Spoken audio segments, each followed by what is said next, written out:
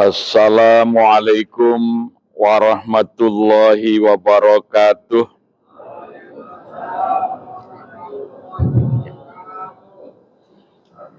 Alhamdulillahi wahdah, sadaqa wa'dah wa nasara abdah. Asyhadu an la ilaha illallah wahdahu la syarikalah wa asyhadu anna Muhammadan abduhu wa rasuluhu la rasula wa la nabiyya ba'dah. Allahumma salli wa sallim wa barik ala Sayyidina Muhammad wa ala alihi wa sahbihi wa mawalah. Amma ba'd.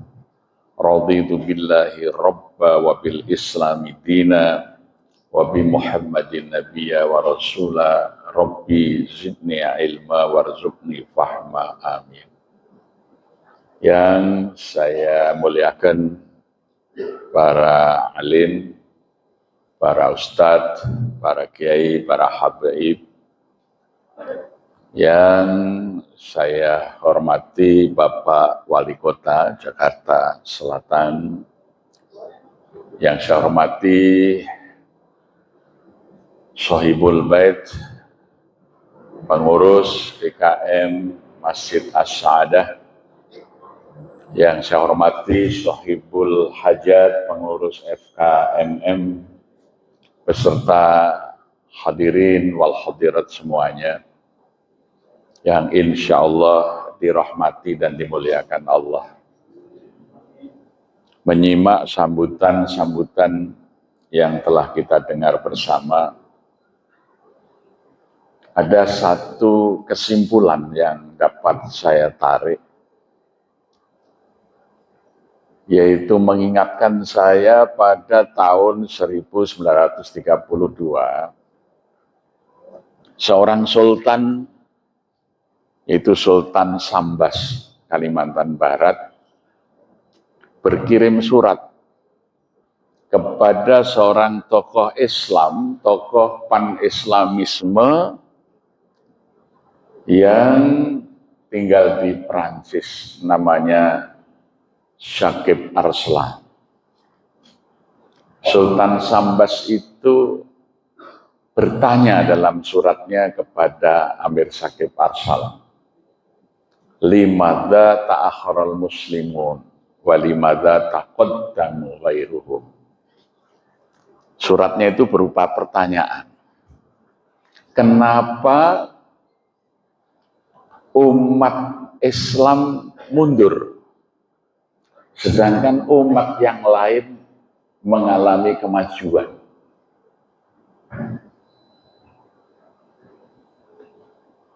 Amir Syakib Arslan menjawab pertanyaan Sultan Sambas ini dengan menulis sebuah buku. Judulnya sama. Judulnya pertanyaan tadi, limadza ta'akharal muslimun wa limadza taqaddamu ghairuhum. Di mana di situ disimpulkan oleh Syakib Arslan, umat Islam mengalami kemunduran karena meninggalkan kitab sucinya. Sedangkan umat lain maju juga karena meninggalkan kitab sucinya. Ya, jadi kalau orang Islam itu mundur karena meninggalkan kitab sucinya, tidak lagi berpedoman di dalam kehidupan dengan Al-Quran, maka umat Islam mundur karena Al-Quran itu sumber kemajuan, sumber kemuliaan, dia az-zikr.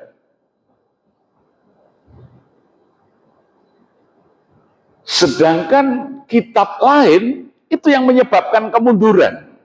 Maka ketika umat lain meninggalkan kitab sucinya, mereka maju.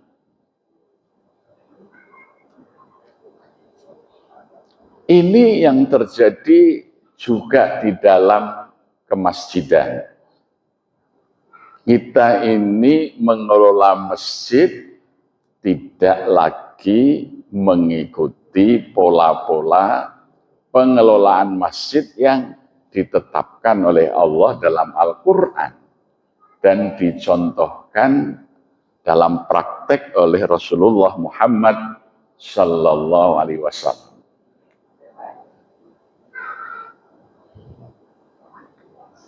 Contoh,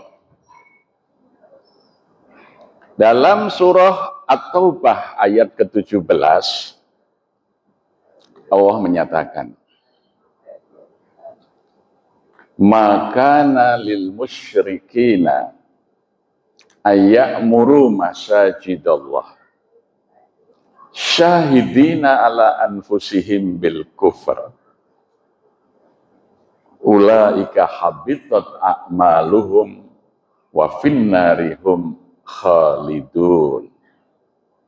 Tidaklah pantas orang-orang musyrik itu memakmurkan masjid-masjid Allah, sedang diri mereka sendiri mengakui bahwa mereka itu ingkar. Maka sia-sialah apa yang mereka perbuat itu, dan kelak di neraka mereka kekal abadi. Ayat ini diturunkan Allah ketika Rasulullah hijrah meninggalkan Makkah menuju Yathrib. Kemudian di kota Yathrib Rasulullah membangun 3 masjid yang sangat sederhana secara fisik, yaitu Masjid Quba, Masjid Nabi, dan Masjid Bani Salamah, yang sekarang lebih dikenal sebagai Masjid Qiblatain, yang berada di kampung Bani Salamah. Orang-orang musyrikin Makkah mengatakan Muhammad meninggalkan masjid warisan Ibrahim yang sekarang kami bangun dengan megah dari batu-batu andesit merah, hanya datang ke Yathrib membangun masjid yang sederhana. Maka kami lebih baik daripada Muhammad itu dalam memakmurkan masjid. Jadi dalam paradigma, dalam cara pikir orang musyrik, memakmurkan masjid itu adalah mengurusi bangunan fisik masjid. Sehingga semua potensi itu hanya untuk bangunan.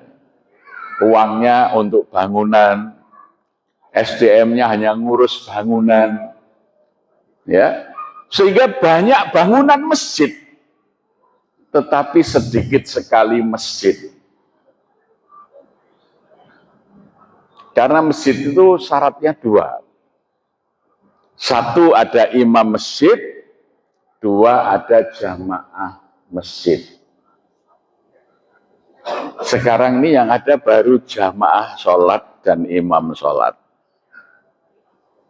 Apa bedanya kalau imam masjid dan imam sholat?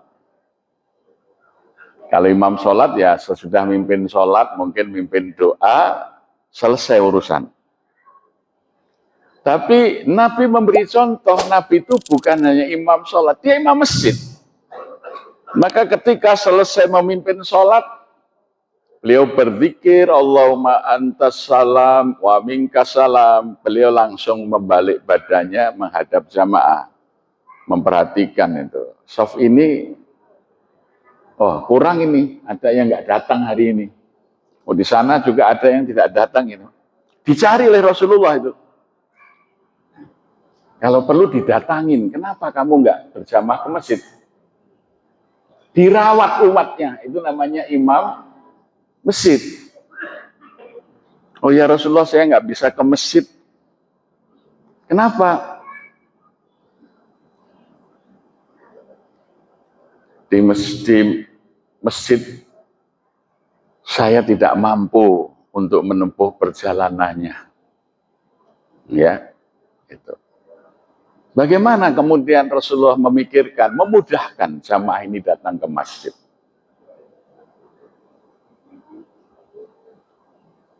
Bahkan seorang perempuan tukang sapu masjid tidak nampak dicari oleh Nabi. Ternyata sedang sakit keras. Nabi menjenguknya, kemudian Nabi berpesan kepada para sahabat, Nanti kalau ada apa-apa tolong beritahu saya. Ternyata sudah agak lama kok tidak nampak perempuan tadi. Nabi bertanya kepada para sahabat, mana fulanah ini yang tukang membersihkan masjid nih? Kok tidak hadir? Ya Rasulullah, dia sudah meninggal. Rasulullah marah. Kenapa kalian tidak beritahu saya? Dia kan hanya tukang sapu masjid.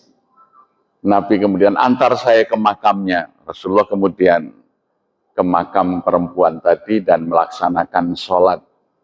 Ini yang kemudian menjadi syariat sholat ghaib, sholat yang ketika mayat tidak ada. Jadi yang disolatkan ghaib oleh Nabi itu hanya 2 orang. Yang pertama Raja Najasyi, ya, yaitu gubernur Habasyah yang menerima hijrahnya para sahabat di dalam hijrah yang pertama itu. Ya, beliau meninggal. Rasulullah mendengar berita itu kemudian mengajak para sahabat melakukan sholat ghaib, ya, karena mendapat bisikan dari malaikat Jibril bahwa rajanya Najasyi itu sesungguhnya telah beriman meskipun menyembunyikan keimanannya. Yang kedua adalah tukang sapu tadi. Ya, jadi itulah imam masjid. Kalau imam sholat ya sudah selesai mimpin sholat, mimpin doa, sudah selesai urusannya. Ada jamaahnya nggak punya beras di rumah, bukan urusan saya. Ya itu makanya itu kelasnya belum masjid, kelasnya masih musola, tempat sholat bersama. Jamaahnya juga belum terbentuk sebagai jamaah masjid. Selesai sholat bubar masing-masing. Ada yang sering berjamaah dalam deretan shaf yang sama, tidak nampak juga tidak peduli. Ini ada jamaah kita ini yang sudah berapa hari nggak ke masjid, sepertinya tidak ada yang kemudian merasa kehilangan. Makanya biasa kalau Ramadan masjid itu penuh, habis Ramadan hilang juga nggak diurus itu, umatnya nggak dirawat. Nah itu paradigma musyrik. Jadi yang diurus hanya bangunan, tidak mengurus umat, tidak mengurus jamaah. Jadi belum ada imam masjidnya, belum terbentuk jamaah masjidnya. Masjidnya bagus, besar, indah, tapi sepi dan tidak punya dampak terhadap kiri kanannya, dampak kemakmuran dan kesejahteraan, karena memang semua energi hanya fokus pada bangunan. Nah inilah paradigma kemusyrikan. Sebagaimana dulu Sailendra datang ke tanah Jawa, membangun tempat ibadahnya 92 tahun.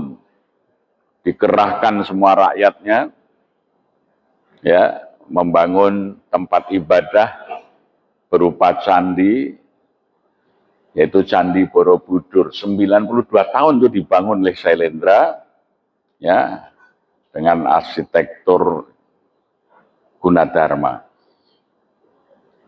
Kemudian juga Sanjaya membangun Candi Siwa, Candi Sewu atau dikenal dengan Candi Prambanan itu 52 tahun. Tetapi ketika datang seorang dai di Magelang dari Persia, yaitu Syekh Ali Tambuh Al-Baghir. Dia keturunan dari sahabat Salman Al-Farisi. Datang di Magelang, dia tidak membangun masjid yang megah, tapi dia memberikan bimbingan orang-orang yang tinggal di lereng-lereng Gunung Sumbing, Sindoro, Merbabu, Gunung Andong, ya, itu untuk membangun terasering sehingga mereka bisa bertani di lereng-lereng gunung, membangun irigasi sehingga kehidupannya menjadi makmur. Maka orang-orang yang semula beribadah di Candi Borobudur itu pindah menjadi Muslim.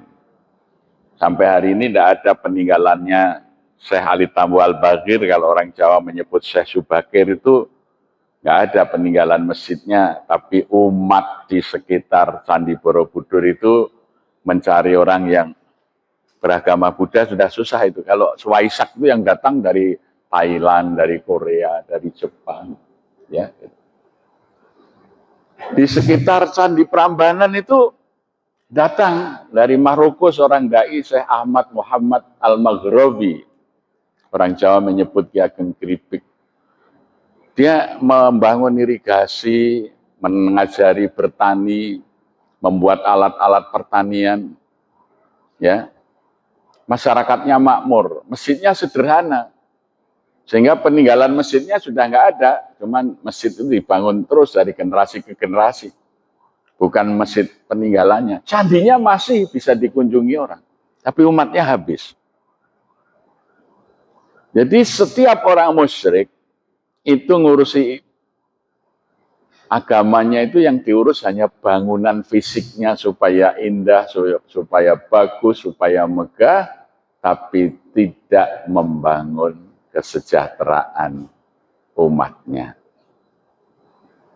Ya, maka agama ini akan ditinggal. Maka sering secara sarkas saya katakan, sesungguhnya yang banyak sekarang ini bukan masjid, tapi candi Islam. Karena megah-megah, bagus-bagus, tapi tidak mensejahterakan lingkungannya. Yang diurus hanya bangunan. Bahkan makin banyak masjid, makin banyak orang miskin. Di Indonesia itu masjid bertambah, orang miskin juga bertambah. Karena masjid tidak menyelesaikan kemiskinan. Bahkan masjid ikut membebani orang miskin. Orang bangun masjid besar, miliaran, tapi untuk bayar listrik ngajak iuran orang-orang miskin. Jadi ya pakai kaleng gitu ya. Saya pernah diundang itu ke Tulungagung. Ya, ada pengusaha bangun masjid puluhan miliar, selesai jadi. Nah, saya diundang untuk ngisi ceramah di sana. Saya baru sampai Ponorogo, kira-kira 1 jam sebelum sampai Tulungagung itu, ditelepon, Pak Kiai, nanti parkirnya di basement. Nanti saya jemput di basement, nanti pakai lift, naik ke atas, saya tunggu. Oh baik. Saya sampai, masuk ke basement, heran saya, masjid itu parkirannya mobil-mobil mewah. Itu ada Rubicon terbaru, ada Mercy Sport 2 pintu. Wah ini yang di masjid kok kaya raya ini ya. Mobilnya bagus-bagus. Ada orang keluar dari lift, mendatangi mobil saya. Pak Kiai, mana kopernya? Saya turunkan koper saya dari mobil. Orang ini sudah usianya 80 tahun lebih, pakai sarung biasa, baju koko, pecinya sudah agak lusuh gitu. Sini Pak Kiai saya bawakan. Oh iya, enggak apa-apa, saya serahkan. Dibawa oleh dia, dibawa saya naik lift, terus ke ruang transit di masjid itu. Ruang transitnya bagus sekali. Terus dikasih makan, minum. Ya, Pak Kiai mau makan buah apa ini? Nih, ini kebetulan ada buah baru panen nih, dipetikkan saya kelengkeng yang masih seger itu. Dah itu nunggu menjelang maghrib. Itu hari Senin, di masjid itu ada buka puasa sunat setiap Senin dan Kamis, disediakan makan prasmanan.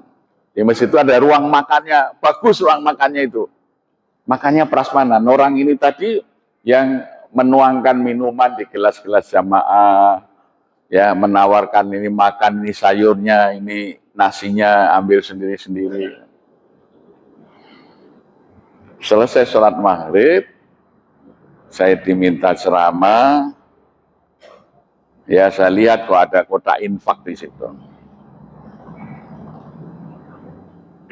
Ini masjid yang katanya dibangun puluhan miliar, oleh seseorang kok, masa itu bayar listrik masih pakai ganceleng infak ini. Ya, pedagang bakso, tukang becak yang jamaah ikut membiayai listrik ini dolim ini saya bilang. Tiba-tiba yang tadi saya kira merebut yang bawa koper saya tadi langsung ambil mic MC-nya. Bismillah Pak Kiai, saya akan wakafkan 12 SPBU saya untuk pembiayaan masjid ini. Ternyata dia yang bangun masjid. Dia punya 35 SPBU, ya langsung 12 diwakafkan. Ternyata beliau punya pabrik kacang, itu PT Gangsar Lestari itu, ya, yang produknya itu 1 bulan 100 kontainer, itu 1 kontainer kira-kira 24 ton gitu. Kalau mendatangkan kacang dari India itu. Ya, Masya Allah, itu namanya Pak Trimo. Sehingga kalau sekarang kalau menghubungi saya, beliau WA dulu. Pak Kiai merebut masjid, mau telepon boleh enggak? Karena saya pikir merebut. Masya Allah, kemudian datang ke Jogokarian, melihat kami punya penginapan atau hotel untuk pembiayaan masjid. Beliau pulang langsung undang lagi kita. Pak Kiai itu di sebelah sana, baru saja saya beli 15 miliar itu tanah, tadinya milik PT Recopun Pendung, pabrik rokok itu, mau saya bangun hotel untuk masjid. Ya, Masya Allah ya. Nah, mulai memikirkan bagaimana bangunan masjid yang megah itu tidak menjadi beban, tetapi menyelesaikan, menjadi sumber solusi bagi masyarakat. Ya. Nah, maka Allah kemudian di dalam ayat 18 surah At-Taubah ya menggambarkan paradigma yang lain. Kalau orang musyrik itu ngurusi masjid, itu yang diurus bangunan saja. Kalau orang yang beriman tidak demikian. Maka ayat 18 Allah menjelaskan, innama ya'muru masajidallah man amana billahi wal yaumil akhir wa aqamas shalah wa ataz zakah wa lam yakhsha illallah fa asa ulaika ayyakunu minal muhtadin. Hanya saja orang-orang yang memakmurkan masjid-masjid Allah adalah orang yang beriman kepada Allah dan hari akhir. Mereka menegakkan sholat, menunaikan zakat, dan tidak takut kecuali hanya kepada Allah. Mudah-mudahan mereka dijadikan orang-orang yang selalu mendapat petunjuk. Jadi memakmurkan masjid itu fokusnya pada 3 hal. 1, bagaimana memobilisasi rakyat, masyarakat, umat untuk berbondong-bondong sholat berjamaah di masjid. Jadi DKM itu memikirkan bagaimana jamaah masjid ini makmur dari jumlah orang yang hadir ketika waktu sholat tiba. Yang kedua, wa'atu zakah. Setelah mereka itu menjadi jamaah sholat di masjid itu, dipikirkan supaya kesejahteraan mereka meningkat, sehingga jamaah ini berubah kondisinya dari penerima zakat, mustahik, berubah menjadi muzaki. Sehingga program masjid adalah mensejahterakan jamaahnya agar berubah dari mustahik menjadi muzaki. Aqimis sholat wa atuz zakah. Walam yahsya illallah. Masjid itu hadir untuk menghapuskan segala kekhawatiran, ketakutan. Sehingga rakyat itu merdeka, bebas dari rasa takut.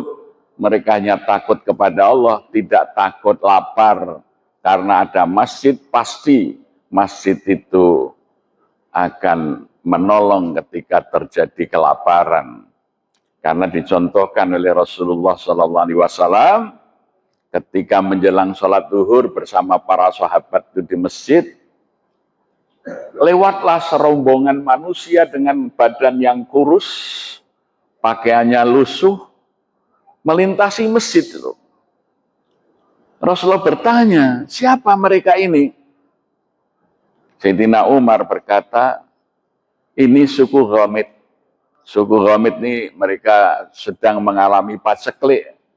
Di kampung halaman mereka sedang tidak turun hujan, rumput-rumput kering, ternak-ternak mati, mereka hidup susah.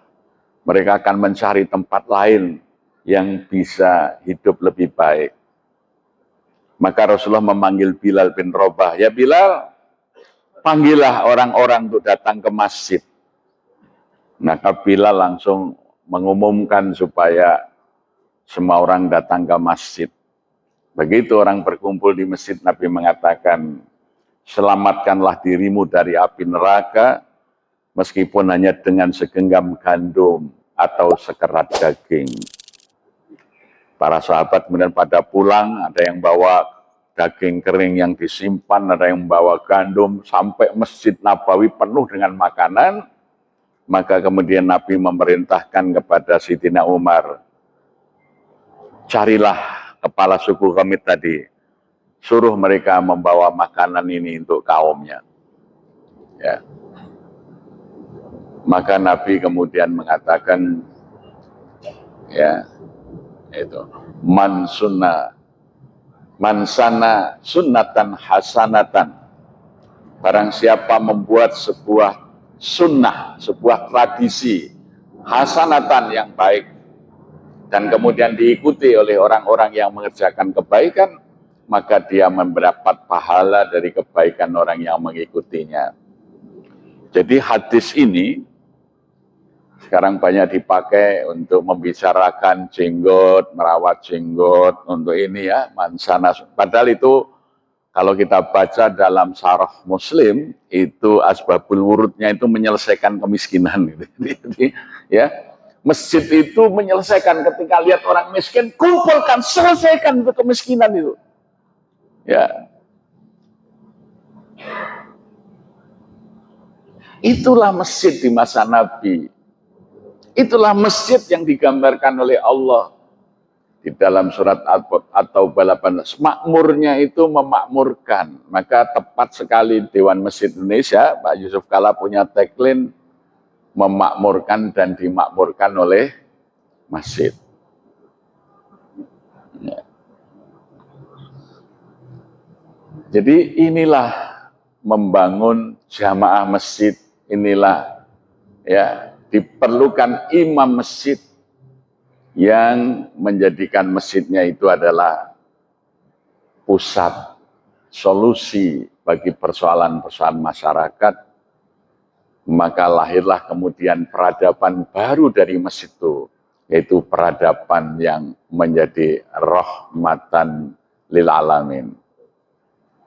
Sehingga masyarakat yang beradab seperti ini menjadikan orang-orang yang datang merubah nama dari Yathrib menjadi Madinah. Madinah itu dari kata tamadun, itu peradaban. Sehingga masyarakat Yathrib dirubah menjadi masyarakat yang beradab melalui masjid, sehingga Yathrib kemudian menjadi Madinah, peradaban baru yang mencahayai dunia. Maka disebutlah dengan gelar Madinah Al-Munawwarah, ya, peradaban baru yang mencahayai dunia. Ya, maka Islam kemudian menjadi rahmatan lil alamin. Dalam waktu 23 tahun sudah sepertiga dunia sudah mengenal Islam. Ya. Ini. Maka sekarang ini kita harus kembali kepada panduan Allah dalam Quran dan contoh Nabi di dalam praktek mengelola masjid. Jangan meniru Masjid Jogokarian, nanti sesat. Karena tidak ada perintahnya. Tirulah Masjid Nabi di masa Nabi, gitu ya. Karena Allah memerintahkan laqad kana lakum fi Rasulillahi uswatun hasanah. Uswatun hasanah termasuk dalam mengelola masjid ya Nabi, ya masjidnya Nabi itulah yang harus kita tiru. Bukan Masjid Jogokarian. Saya selalu katakan, Masjid Jogokarian bukan masjid percontohan. Masjid percontohan adalah masjidnya Nabi di masa Nabi. Ya. Ayo kita berusaha kembali meniru, karena dalam surah Ali Imran ayat 31 Allah perintahkan, kul in kuntum tuhibbunallah fattabi'uni, maka yuhibbukumullah wa yaghfir lakum dzunubakum. Ya. Misalnya contoh paling sederhana, menjelang Ramadan. Kalau kita baca dalam kitab Durratun Nasihin, itu hadis pertama yang dikutip di situ, Nabi bersabda, man faroha biddukhuli Ramadan haramallahu jasadahu ala niran. Barang siapa yang antusias, yang gembira, yang bahagia dengan datangnya Ramadan, Allah akan mengharamkan jasadnya disentuh api neraka. Nah, kami melihat banyak masjid ini sudah mau Ramadan itu sepertinya nggak ada tanda-tanda. Masjidnya ya biasa-biasa saja itu. Lampunya masih banyak yang mati, belum segera dihidupkan. Maksudnya, mestinya menjelang Ramadan itu kalau sudah kusam catnya ya diperbaiki, dibersihkan, dihias, sehingga nampak antusiasmenya. Maka Rasulullah kemudian mengumpulkan sahabatnya jelang Ramadan, sebagaimana hadis riwayat Anas bin Malik, khatabana Rasulullah sallallahu alaihi wasallam fi akhir Sya'ban. Telah berkhutbah kepada kami Rasulullah sallallahu alaihi wasallam di akhir bulan Sya'ban. Ayuhan nas, qad adzalaikum syahrun azimun, syahrun mubarakun, syahrun fihi lailatun khairum min alfi syahrin. Wahai manusia, segera akan datang menaungimu bulan yang agung, bulan yang penuh kebaikan, bulan yang di dalamnya ada satu malam yang lebih baik nilai amalnya dari beramal 1000 bulan. Ya, man taqarraba bi khoslati minal khairi kama kaman ada faridatan fima siwa. Barang siapa mendekatkan diri kepada Tuhannya di dalam bulan itu, dengan mengerjakan amalan-amalan yang sunat, dia mendapat pahala seperti mengerjakan amalan yang wajib jika dibandingkan bulan-bulan yang lainnya. Man taqarraba bi khoslati minal khairi kama kaman ada faridatan fi masiwa wa man ada faridatan fihi kama kaman ada sab'ina faridatan fi masiwa. Dan siapa yang mengerjakan amal yang wajib di dalam bulan itu, pahalanya 70 kali dibanding dia mengerjakan amalan di bulan yang lainnya. Wahuwa syahrus sober, itulah bulan kesabaran. Wasobru thawabuhul jannah, sedangkan sabar itu kunci pembuka surga. Man fatara fihi so'iman, kana lahu magfiratan lidhunubihi, waraqabati minan nar. Maka barang siapa yang memberikan buka puasa kepada orang yang berpuasa dalam bulan itu, baginya ampunan dari dosa-dosanya dan pembebasan dari siksa api neraka. Seorang sahabat berdiri mendengar sabda ini, ya Rasulullah, beruntunglah orang-orang kaya itu, dia bisa memberi buka puasa kepada orang yang berpuasa. Saya ini orang miskin, bagaimana bisa dapat ampunan, pembebasan dari neraka, sedangkan saya miskin. Nabi mengatakan, berilah juga olehmu buka puasa, hatta syurbatin ma'in, au madakotin labnin, au tamarotin. Sekalipun kamu itu hanya bisa memberi buka puasa dengan seteguk air putih, atau sehirupan laban, susu yang sudah ya diawetkan itu, atau kamu hanya sekedar menyediakan sebutir kurma. Nah, Jadi memberi buka puasa itu bukan sedekah. Bukan sedekah. Lebih dari sedekah, itu ta'dzimul shaim. Itu memuliakan orang yang berpuasa. Sehingga tidak hanya orang kaya saja yang disuruh menyediakan. Orang miskin pun oleh Rasulullah disuruh menyediakan hatta syurbatin ma'in. Sekalipun dia itu hanya menyediakan dengan seteguk air putih. Au madaqatin labnin, atau sehirupan laban. Atau bahkan hanya punya sebutir kurma, berilah buka puasa orang yang berpuasa. Ya, tahun 1993 saya umroh Ramadan pertama, landing di Madinah. Karena itu sudah menjelang maghrib, saya segera ke Masjid Nabawi. Sampai halamannya itu sudah anak-anak kecil sudah berlari-lari menyambut kami, bawa botol parfum. Saya pikir dia mau jualan parfum.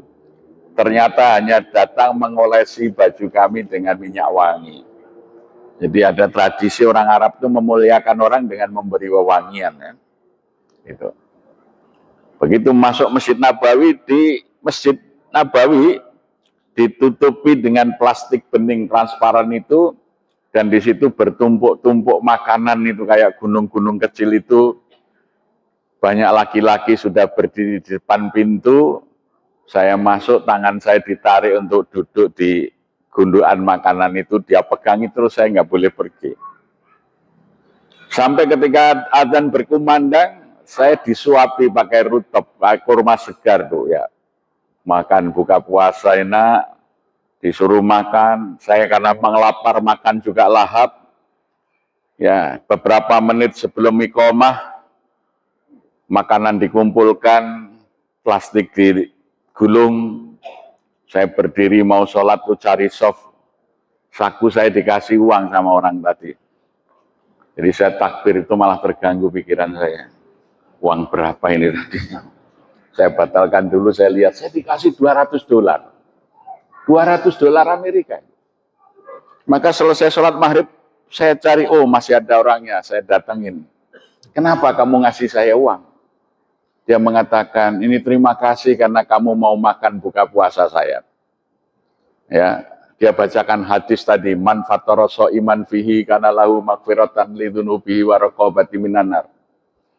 Saya ini datang dari Emirat bersama teman-teman, kalau Ramadan saya cuti, saya di sini itikaf sambil menyediakan buka puasa untuk mereka yang berpuasa, karena saya ingin dapat ampunan Allah, pembebasan dari neraka, dan dapat pahala orang yang berpuasa. Kamu mau makan buka puasa saya berterima kasih, maka saya kasih kamu hadiah. Gitu ya.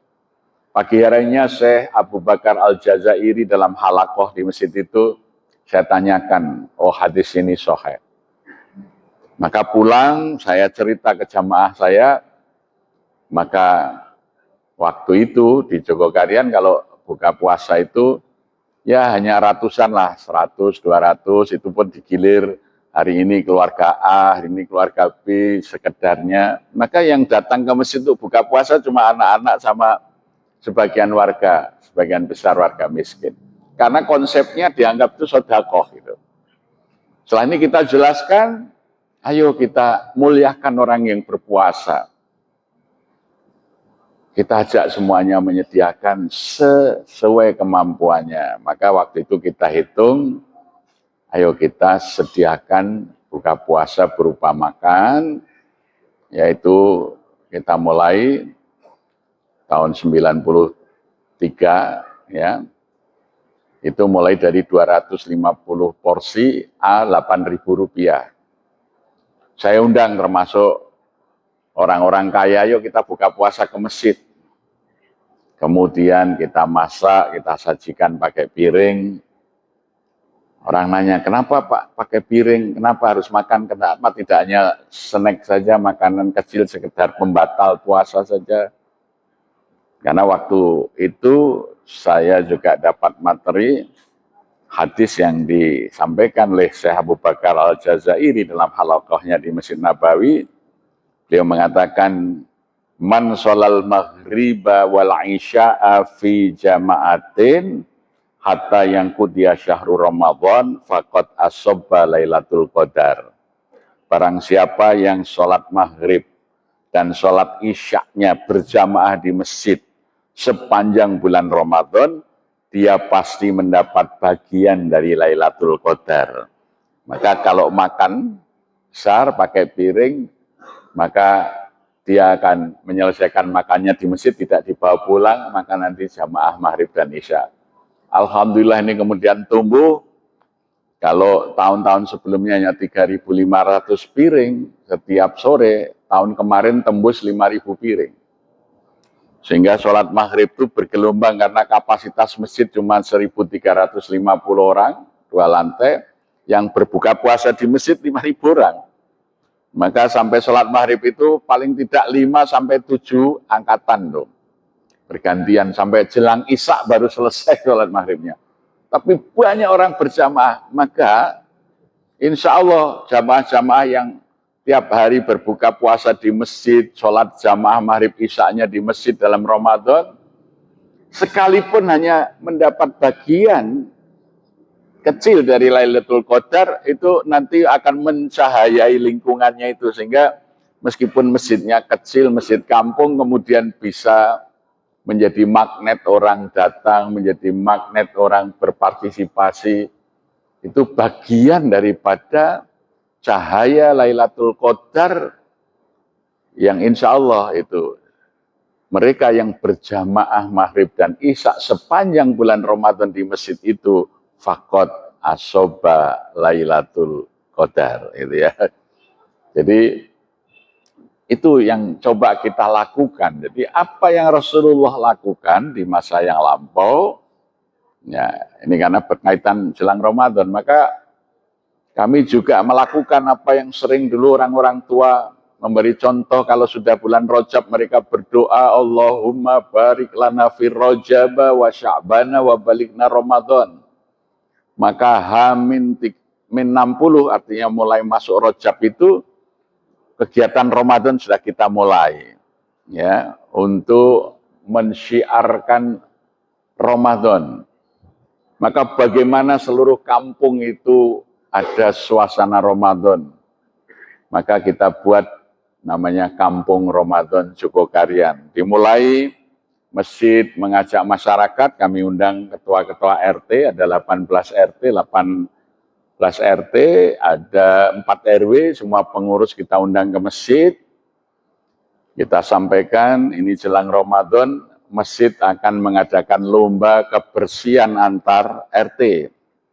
Untuk kerja bakti, masjid mensubsidi tiap RT. Ya, cuman subsidi sekitar berapa? Sekitar waktu itu ya, tahun itu baru 650.000. Kemudian tiap RT kita subsidi 1,5 juta untuk membuat gapura menyongsong Ramadan, disubsidi oleh masjid. Kemudian warga kita adakan lomba kebersihan dan menghias rumah menyongsong Ramadan. Biar di tiap rumah masyarakat kita ini Ramadan sudah hadir. Ya, menyiapkan, memanasi mesin umat menghadapi Ramadan. Ya, kemudian ada lomba membuat lampion Ramadan yang nanti dipasang di depan rumah, lampu-lampu lampion untuk nuansa Ramadan, sehingga Ramadan itu menjadi semarak. Dimulai dari H-60 mulai bulan Rajab, nanti H-30 itu mulai masif. Ibu-ibu, remaja putri ke masjid menyiapkan piring, gelas, sendok yang besok akan dipakai untuk buka puasa bersama. Anak-anak sudah, waktu itu belum ada karpet, masih pakai tikar. Ya, semuanya anak-anak diajak itu, angkutin tikar, bawa ke sungai, nyuci tikar di sungai, sekaligus mandi sambil bergembira. Ini sudah menyambut Ramadan. Bapak-bapaknya kerja bakti membersihkan masjid. Cek, ini ada 190 titik lampu, berapa lampu yang mati, jangan sampai ada satu pun lampu yang mati. Apalagi lampu hias gini, ini lampunya banyak kok, banyak yang mati. Nyalakan gitu ya. Jadi Ramadan itu menyala gitu. Jadi, nah, ada sebuah ghirah, sebuah semangat untuk menyambut Ramadan. Nah, apa yang terjadi? Umat sudah siap menghadapi Ramadan, maka kami itu kalau sekarang biaya buka puasa itu sebulan lebih kurang 2 miliar itu nanti sebelum Ramadan itu sudah hampir cukup lah. Nanti H10 Ramadan biasanya donasi sudah kita tutup, saldonya sudah ratusan juta, nanti kita bagi ke masjid-masjid yang lain untuk menyelenggarakan buka puasa. Karena memang sudah kita siapkan jauh, minimal H-60. Ya, kadang-kadang ada masjid itu kurang sebulan aja panitianya belum dibentuk itu. Jadi besok Ramadan itu ada buka puasa enggak, bukannya apa. Kalau kami nanti buka puasa itu sudah tidak hanya publikasi nanti sore tanggal sekian Ramadan siapa penceramah menjelang buka puasa, menunya apa. Jadi ternyata menu itu menarik juga. Buka puasa hari pertama bersama wali kota misalnya dengan menu brongkos telur bebek, ada gambarnya. Ternyata jadwal menu lebih menarik daripada jadwal ustadz. Ya, gitu ya. Ya. Jadi bukan soal makanannya, tapi bersama-sama orang kaya, orang miskin bisa makan, duduk bersama-sama di majelis yang besar itu, Masya Allah itu ya. Sebagaimana sabda Nabi, orang puasa itu bahagianya dua, ketika berbuka puasa dan ketika nanti bertemu dengan Tuhannya. Jangan sampai ada orang tidak berkuat puasa karena tidak makan sahur. Maka kami adakan H-1 Ramadan itu membagi subsidi sahur bagi warga miskin. Jadi kami sudah himbau bagi warga yang mampu, ya silahkan kalau mau berpartisipasi, masjid akan membagi paket subsidi sahur. Sehingga di rumah orang miskin itu sebelum masuk Ramadan dipastikan sudah ada gula teh, sudah ada beras, sudah ada minyak goreng, sudah ada telur. Jadi kalau masjid pagi-pagi membangunkan sahur gitu, jelas warga muslim itu yang miskin pun bisa makan sahur. Karena kadang-kadang DKM kurang ajar, bangunkan saja nggak ngasih makan. Ya, gitu. Nah, kita juga menyediakan pasar sahur, di mana ya masyarakat yang mau jualan lauk pauk sayur makanan untuk makan sahur kita sediakan dan kita berikan sekitar 300, kalau awal Ramadan itu 300 porsi gratis untuk makan sahur, tapi nanti kalau sudah akhir Ramadan 10 hari terakhir itu bisa sampai 1000 porsi yang sahur di masjid itu kita sediakan. Jadi Ramadan benar-benar bisa terasa suasananya bahwa ini bulan yang mulia, bulan yang membahagiakan, bulan yang membuat ya dari anak-anak, remaja, dewasa, lansia mereka bisa bergembira dalam ketakwaan kepada Allah Subhanahu wa taala. Ya, semarak Ramadan itu terasa betul ya. Nah, jadi kita mencoba apa-apa yang dilakukan oleh Rasulullah itu kita praktekkan di dalam aktivitas masjid. Ya, itu. Saya kira ini saja sebagai pengantar, karena kalau kita kupas bisa seharian belum selesai. Mas Bato mungkin bisa dibantu diputarkan untuk penutup ini sebelum tanya jawab, mungkin suasana kampung Ramadan, video kampung Ramadan kita coba.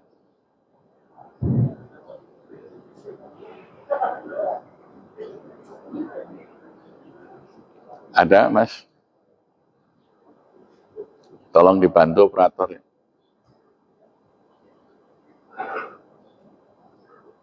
Nah sekarang ini Ramadan sudah menjadi destinasi wisata, banyak orang dari berbagai negara dari luar itu datang ke Jogja untuk menikmati wisata kampung Ramadan. Ya.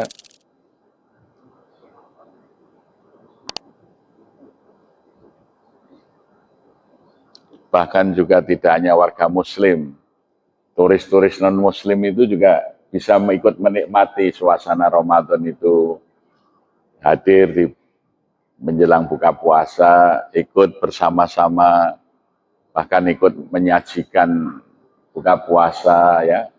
Bahkan ada yang tiap tahun itu datang dari Maroko sekedar untuk menjadi relawan menyiapkan buka puasa. Ya, ada yang dari Kuwait, ada yang jadi mereka itu bisa menikmati suasana Ramadan yang penuh kebersamaan dan kegembiraan itu. Ya, yang mungkin di negara-negara lain tidak banyak didapatkan. Ya.